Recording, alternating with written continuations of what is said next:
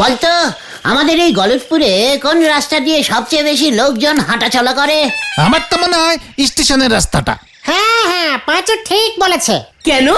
ভাবছি ওই স্টেশনের রাস্তাটার নাম রাখবো গুলটে গুহ সড়কি। হ্যাঁ রে, উল্টে গুয়ো সড়কি, ওটা মনে হয় সরণি হবে। সরণি মানে রাস্তা। মানে সেটা কি আমি জানি না, একটু স্টাইল করে নামটা রাখলাম রে, গলতপুরের খোঁচা দেওয়া বলদ পাঁচু। দারুণ হবে। ইংরেজিতে হবে জি জি road. Gulte Guha road. Right, ইংরেজি নামটাই ভালো। উফ, একটা বেশ ব্যাপার হবে বল। সবাই বলবে এই আমি জিজি রোড দিয়ে স্টেশনে যাচ্ছি রে।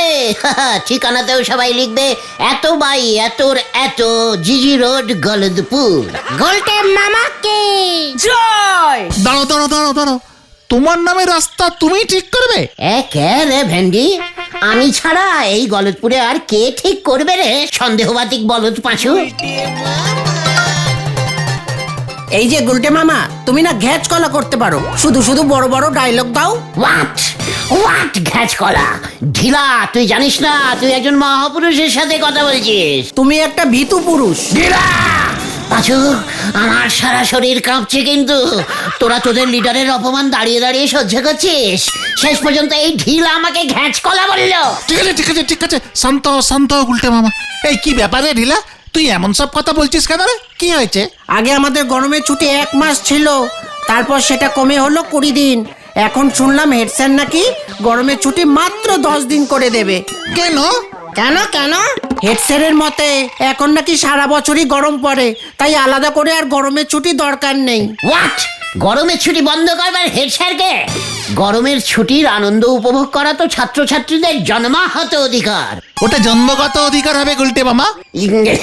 মানে উত্তেজনায় গতটা হত হয়ে গেছে, বুঝতে পারছিস না? এই ব্যাপারে কিছু যদি একটা করতে পারো তাহলে আমি তোমাদের ক্লাবের মেম্বার হয়ে যাব। ক্লাব কই? ঘটনা সাধে কি বলি, তুই গলতপুরের সবচেয়ে বড় ফুটকাটা বলদ। চুপ কর।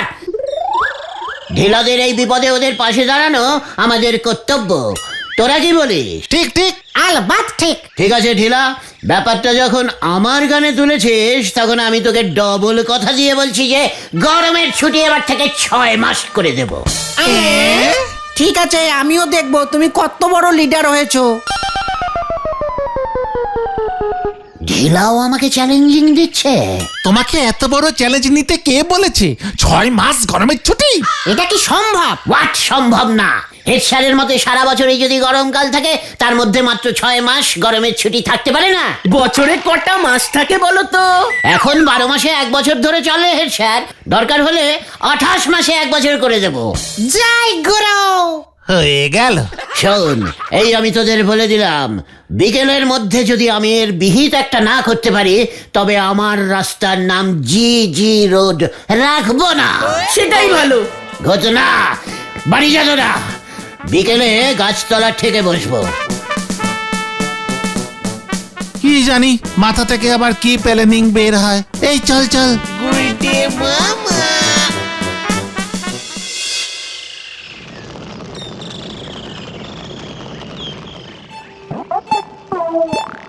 আচ্ছা পিসিমা, 12 মাসে 1 বছর কে ঠিক করেছে বলো তো?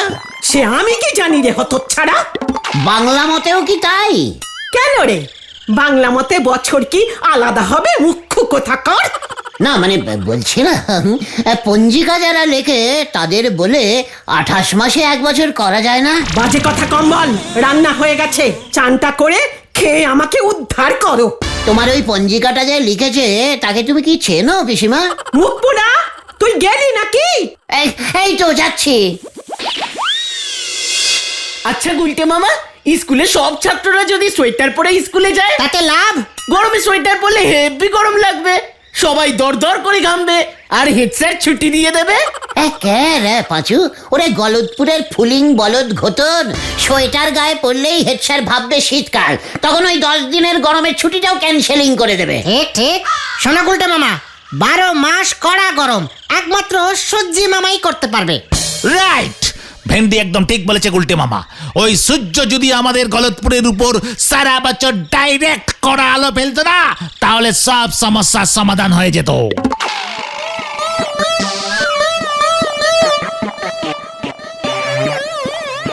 বলছিস তার মানে যত দোষ ওই সূর্য ঘোষ, উনি ঠিকঠাক কড়া আলো ফেলতে পারছেন না। ঠিক বলেছিস পাঁচু, একদম ঠিক। কি দেখলে তুমি? গরম পড়বে কেমন করে, ওই দেখ সূর্যটা কেমন সেলাইটিং বেঁকে সেট হয়ে আছে গলতপুরের আকাশে। সব আলো তো ওই আটাপাড়ার দিকে চলে যাচ্ছে। এ রে, তার উপর আবার একটা মেঘও দেখছি ওই সূর্যটাকে গার্ড করে রেখেছে, ঠিক মতো আলো আসতেই পারছে না। জয় গুরু।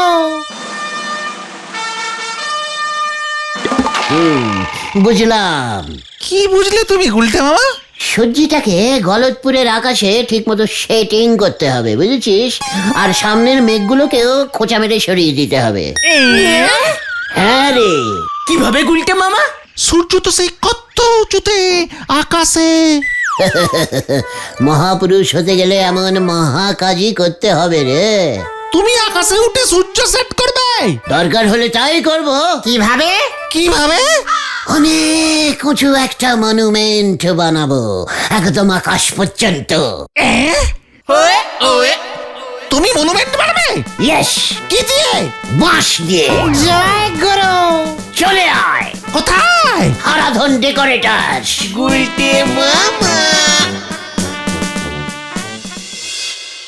এটা তুমি কি বলছো হে গুলটে?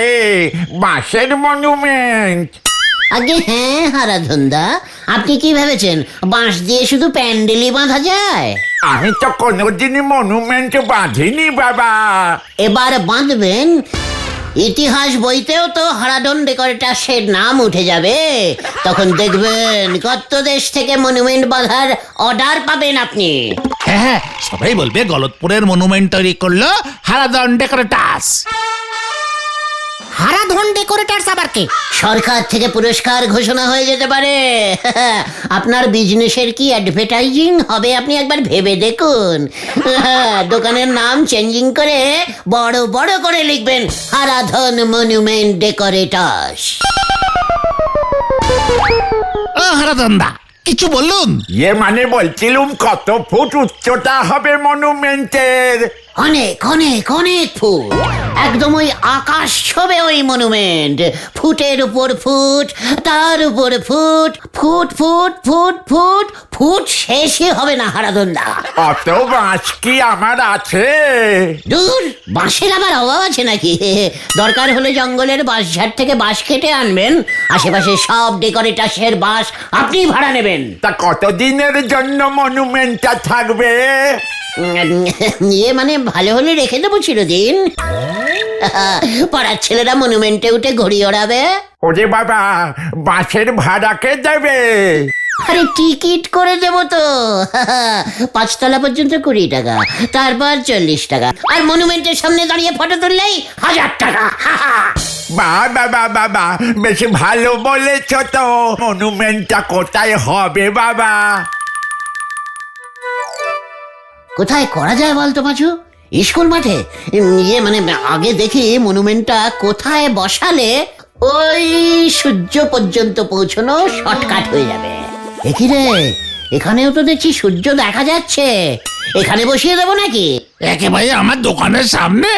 সে আমি জায়গাটা পরে বলছি।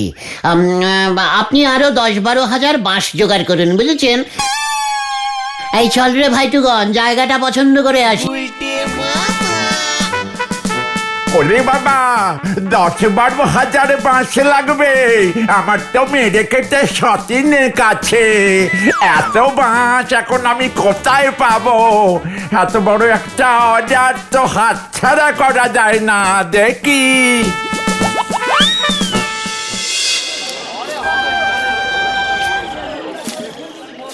গুলটে মামা, তুমি সত্যি সত্যি মনুমেন্ট বানাবে? কেন, তোর এখনো সন্দেহ হচ্ছে নাকি? সন্দেহবাতিক বলদ পাঁচু। সূর্যটাকে এই গলতপুরের ওপর ডাইরেক্ট সেটিং করতে হবে, বুঝেছিস? কোন জায়গাটায় বানাবে মনুমেন্টটা গুলটে মামা? সব জায়গা থেকেই তো সূর্যটাকে একই দূরে লাগছে। ভাবছি পাঁচুদের ছাদেই বানাবো, বাস কম লাগবে। হ্যাঁ রে, তবে দেখি আরেকটু ভেবে, নড়ার দোকানের পেছনে বানালে চা বিক্রি যদি বাড়ে। ভাবতে হবে রে, ভাবতে হবে। আজ রাতটা তোরা আমায় একটু ভাবতে দে, বুঝেছিস? কি জানি, ভেবে আবার মাথা থেকে কি বের হয়।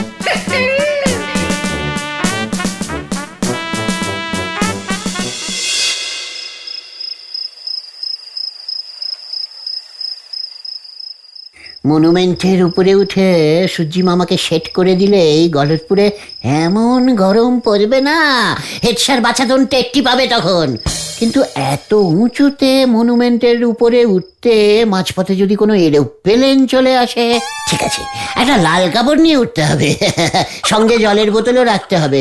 কত উপরে উঠতে হবে, কত উপরে, কত উপরে, কত।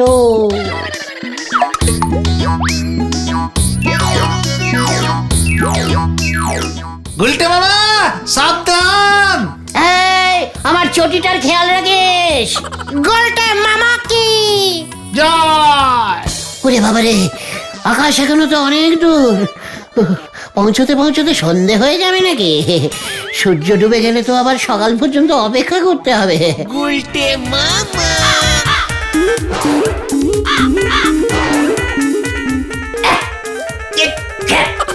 ঠিক আছে, কর কর, এখন যত পারিস করে নে।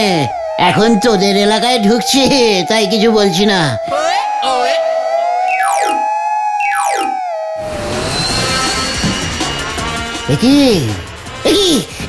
এই স্টপিং, স্টপিং, সামনে মনুমেন্ট। अरे थोड़ा साइड काट करके जाइए भाई, साइड काट करके।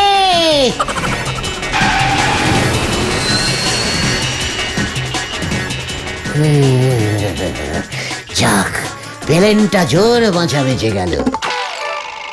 যত উপরে উঠছি ততই যে সূর্যটা উপরে চলে যাচ্ছে। ও বাবা গো, ও মা গো, কি গরম লাগছে রে বাবা। উফ, উপরে দেখছি খুব গরমকাল থাকে, নিচে গরমগুলো নামছে না কেন? হেড স্যারকে বলতে হবে। উরি বাবা, এখানে যে আরো গরম।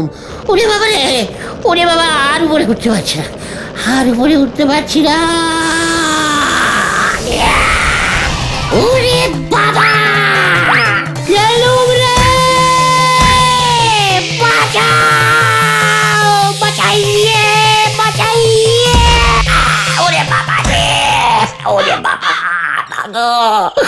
কবরটা বুঝি গেল রে। ওরে বাবা, আমি আর মনুমেন্টে উঠবো না রে, গরমে ঝলসে যাব রে। উরি বাগো, কি হয়েছে রে গুজবুক? আবার পড়েছিস? মনুমেন্টে উঠছিলাম পিসিমা। কত ছাড়া!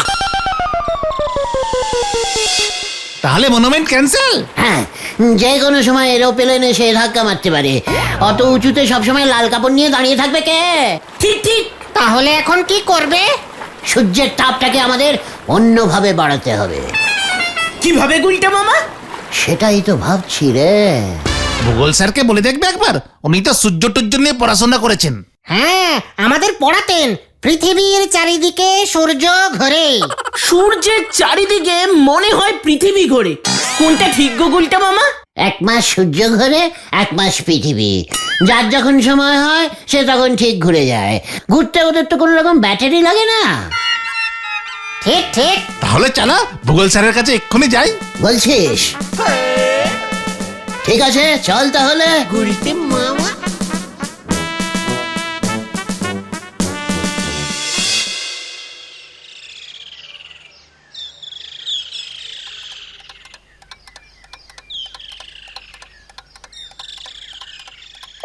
এই যে গন্ধ স্যার, এই যে মানে নন্দবাবু স্যার। কে? ও তোরা, তা তোদের আবার কি চাই এখানে?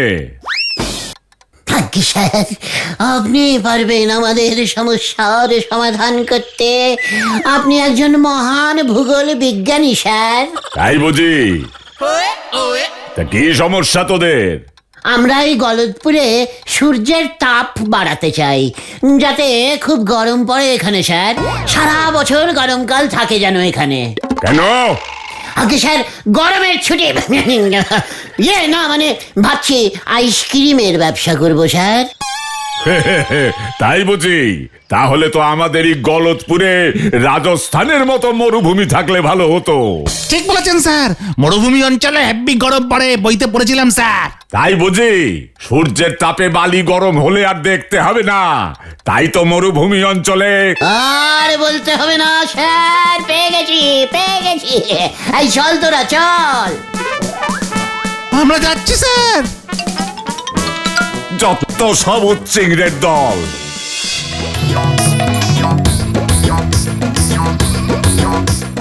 এইখানেই হবে গলদপুরের মরুভূমি। রাজস্থানের মতো?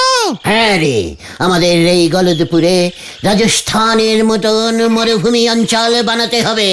তাহলে দেখবি সূর্যি মামা গলদপুরকে রাজস্থান ভেবে তাপ বাড়িয়ে দেবে। উপর থেকে তো সব মরুভূমি একই রকম লাগে। আরে নন্দ ভন্ড গুলটে বাবুর দল বল স্কুল মাঠে কি করতেছে? খোঁজ নেওয়াটা জরুরি মনে হচ্ছে। যাই তো। কিন্তু মরুভূমিতে তো বালি থাকে গুলটে মামা, এত বালি তুমি পাবে কোথায়? সাধনদার ইট বালি সাপ্লাইং এর ব্যবসা আছে না? হ্যাঁ তো, সাধনদাই বালি সাপ্লাই দেবে। 100 গাড়ি বালি এনে এখানে ফেললেই মাঠটা পুরো ভরে যাবে। বালির পাহাড় তৈরি করতে হবে। কেন? এই মাঠে গুলটে বাবু আপনি বালির ডিবি তৈরি করবেন কেন? গুলটে মামা বলছে এই মাঠটাকে মরুভূমি বানাবে নরা। কি সাংঘাতিক কথা গো! আমাদের এই গলদপুরে মরুভূমি হবে গো। ডালি পারি তো উট দরকার হয়ে পড়বে। উট কোথায় পাবে সে খেয়াল কি তোমাদের আছে? নরাদা ঠিকই বলেছে গুলটে মামা, তুমি উট কোথায় পাবে? ভাড়া করে নিয়ে আসবো। দরকার হলে রাজস্থান থেকে 2-5টা উটকে ভাগিয়ে নিয়ে চলে আসবো আমরা। তখন দেখবি কি গরমটাই না পড়ে। ঢিলাকে বল কেল্লাফাতে হয়ে গেছে। কিন্তু সাধনদা কি এত বালি দেবে? অনেক টাকা লাগবে তো গুলটে মামা, কোথায় পাবে এত টাকা? কেন? দুধ বেচে। মানে ওরে গলদপুরের উটস্য বলদের দল, এই মরুভূমিতে যে উটগুলো চড়বে সেই উটগুলো তো দুধও দেবে নাকি? আমি উটের দুধের স্পেশাল চা বানাবো। কাপ প্রতি 10 টাকা করে দাম ফেলবো।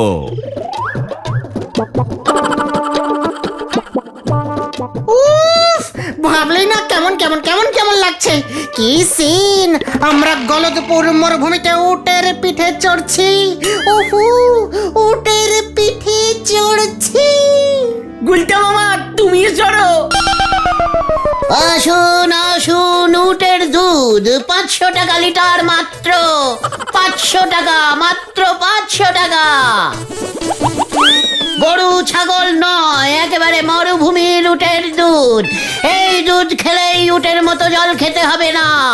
দুধ খান, শুধু দুধ। এই ভেন্ডি, হ্যাঁ হ্যাঁ হ্যাঁ হ্যাঁ, মানে আমি স্বপ্ন দেখছিলাম রে। কিন্তু এই মাঠে মরুভূমি বানিয়ে উট চড়াতে গেলি পরে তো হেড স্যার বাবুর পারমিশন লাগবে। সেই সব নিয়ে ভাবিস না তো নরা। একবার যদি তুই হেড স্যারকে গিয়ে মরুভূমির কথাটা বলিস না, দেখবি হেড স্যার কেমন তোকে কোলে তুলে নিয়ে নাচছে। প্লেনিং দিলেন আপনি আর হেড স্যারে গিয়ে বলবো আমি। নরা, তুই কি উটের দুধের চা বেচতে চাস? তা সে কে না চায়? এ তল্লাটে আমি ছাড়া উটের দুধের চা আর কে বেচবে শুনি? তাহলে তুই হেড স্যারের পারমিশনটা গিয়ে জোগাড় কর, আমরা উট জোগাড় করছি।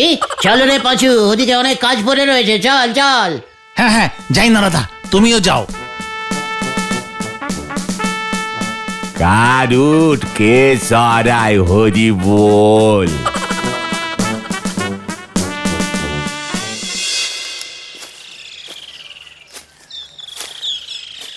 কি গো, নরদা দেখছি এখনো আসছে না। তুমি গেলেই মনে হয় ভালো হতো। ফার্স্ট রাউন্ডের রেজাল্টটা দেখে তারপর না হয় আমি যাব। ওই দেখো নড়াদা আসছে। সর্বনাশ হয়ে গেছে গো, যারে বলি সারে সর্বনাশ। আরে কি হয়েছে বলবে তো? তোমরা এক্ষুনি পালাও গো, আজকে আর হেড স্যার বাবু বলো হরি দারোগা বাবুরে না, সদরে বড় থানায় কমপ্লেন করতেছে। কার নামে? উঠে? আরে না না, একেবারে ডিরেক্ট আপনার নামে গো, পুলিশ আসলো বলে। পাঁচু, এই নরা এসব কি বলছে রে? বড় থানা মানে? আমি গেলুম রে। যা যা এই যা। উটের দুধ খাওয়াতে হবে বলে মনে হচ্ছে, হরি বল।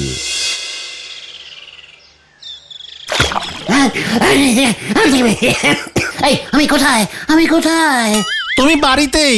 আজ 2 দিন পর তোমার জ্ঞান ফিরল গুলটে মামা।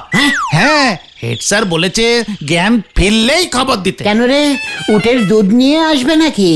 না গো, সদরের বড় থানা থেকে পুলিশ আসবে তোমাকে ধরতে। এসব কি কথা? হারাধন বাবু 10,000 বাসের অর্ডার দিয়ে ফেলেছে, সেই টাকাও তোমাকেই দিতে হবে, না হলে মামলা করবে বলেছেন। উরে বাবা রে, পাঁচুরে, হেড স্যারকে গিয়ে বল গরমের ছুটিটাই তুলে দিতে।